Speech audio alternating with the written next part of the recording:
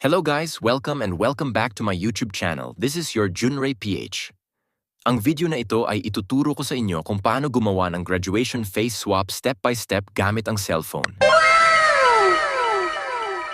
Huwag kalimutang mag-like, mag-subscribe at i-click ang notification bell para updated ka sa mga susunod na content. Let's get started. Pindutin ang gallery. Pindutin ang picture na gusto mong i-edit. E-craft ang picture mo. Dapat ganito ang pag-craft ng picture mo. Kapag okay na sa pag-craft, pindutin ang save. Kapag na-save na, punta po tayo sa Google Chrome. Pindutin ang Google Chrome. E-type ang Google Gemini.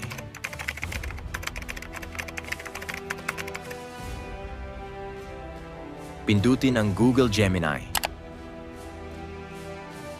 Dito sa baba, pindutin ang plus icon.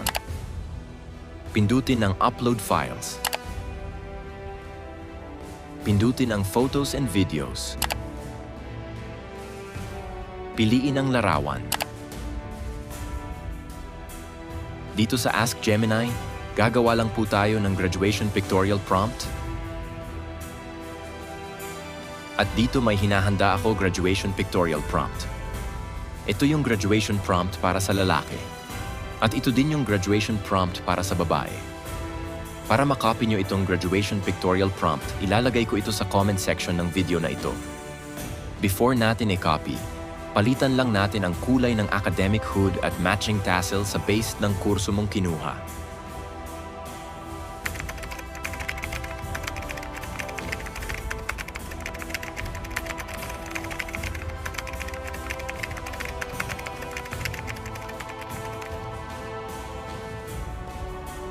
Kapag napalitan na ang kulay ng academic hood at tassel, i-copy lang ang prompt.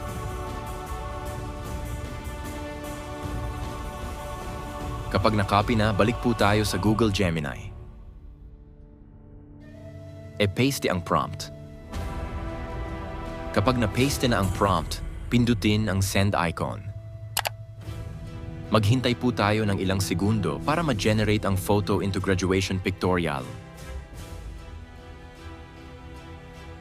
Kapag na-generate na ang photo, scroll down. Pindutin ang photo. Pindutin ang download icon.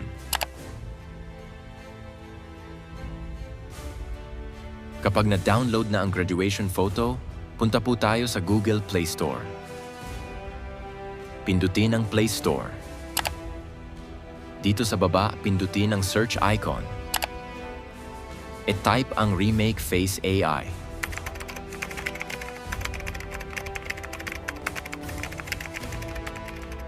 Piliin lang natin itong Remake Face AI Face Swap. Pindutin ang Install. Maghintay po tayo ng ilang minuto para ma-install ito sa ating cellphone.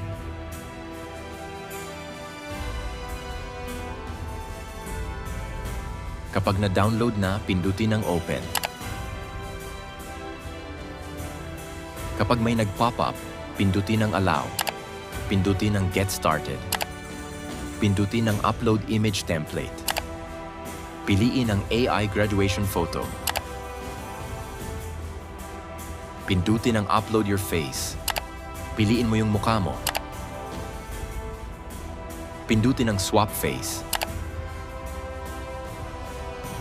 At ito na yung final result.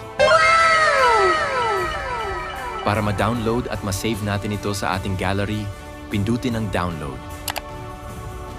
Ito yung before, at ito naman yung after. Kung nagustuhan mo itong video na ito, huwag kalimutang mag-like, mag-subscribe at i-click ang notification bell para updated ka sa mga susunod na content. Thank you for watching.